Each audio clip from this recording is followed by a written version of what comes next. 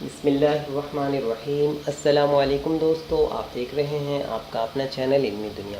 خواتین و حضرات، جیسا کہ ہمیں معلوم ہے کہ مچھلی کو ذبح نہیں کیا جاتا جیسے دوسرے جانوروں کو ذبح کیا جاتا ہے، لیکن پھر بھی یہ حلال ہوتی ہے۔ آخر اس کی کیا وجہ ہے؟ تو آج کی ویڈیو میں ہم آپ کے اس سوال کا جواب دیتے ہیں۔ خواتین و حضرات، اللہ پاک نے اپنے کلام پاک میں انسانوں کو بار بار حلال کھانے کا حکم فرمایا ہے، اور ایسے جانوروں کا گوشت کھانے کا حکم فرمایا ہے جنہیں حلال طریقے سے ذبح کیا گیا ہو۔ خواتین و حضرات، غیر مسلم حرام جانوروں کا گوشت استعمال کرتے ہیں اور اللہ کے اس حکم سے متعلق مچھلی کی مثال دیتے ہیں کہ مچھلی بغیر ذبح کیے کیسے حلال ہو جاتی ہے۔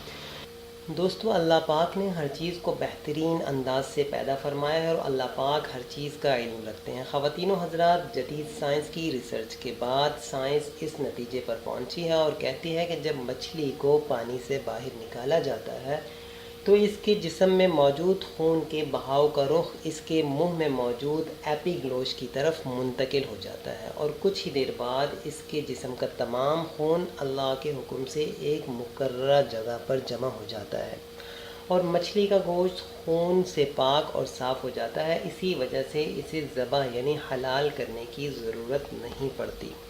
خواتین و حضرات، اسلام میں جانور کو حلال کرنے کا مقصد جانور کے جسم سے خون کا مکمل اخراج اور اس کے گوشت کو خون سے پاک کرنا ہے۔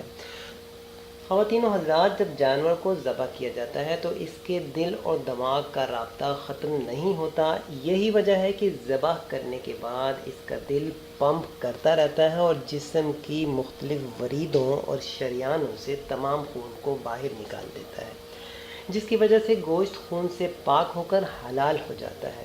اس کے برعکس اگر کسی جانور کو اچانک گلا دبا کر یا کسی اور طریقے سے ذبح کیا جائے یا مار دیا جائے تو اس کا دل اچانک یعنی فوراً مر جاتا ہے اور کام کرنا چھوڑ دیتا ہے، جس کی وجہ سے خون گوشت میں ہی رہ جاتا ہے جو کئی بیماریوں کا سبب بنتا ہے۔ دوستو، امید کرتے ہیں آپ کو آج کی ہماری ویڈیو پسند آئی ہوگی، یہ چھوٹی سی کوشش پسند آئی ہوگی۔ ویڈیو پسند آئے تو ضرور اس کو لائک اور شیئر کیجیے گا۔ السلام علیکم ورحمۃ اللہ وبرکاتہ۔